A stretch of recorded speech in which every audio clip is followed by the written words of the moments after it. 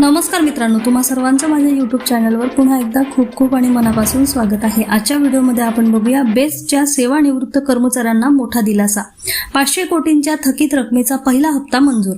व्हिडिओला सुरुवात करण्याअगोदर तुम्हाला एक विनंती, चॅनलवर पहिल्यांदाच भेट देत असाल तर चॅनलला सबस्क्राइब करा आणि व्हिडिओला एक लाईक करायला विसरू नका। चला तर मग सुरू करूया आजच्या व्हिडिओला।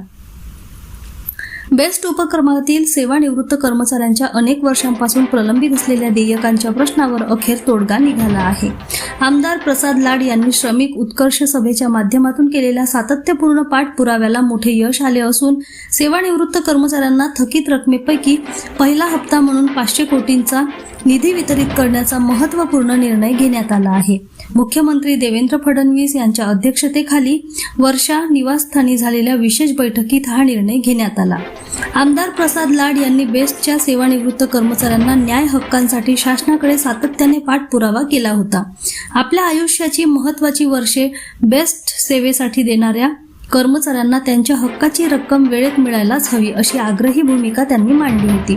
शासनाच्या या निर्णयामुळे हजारो सेवानिवृत्त कर्मचाऱ्यांना आणि त्यांच्या कुटुंबांना मोठा आर्थिक दिलासा मिळणार आहे। सदरील बैठकीत कर्मचाऱ्यांच्या संबंधी अनेक महत्त्वाचे निर्णय घेण्यात आले।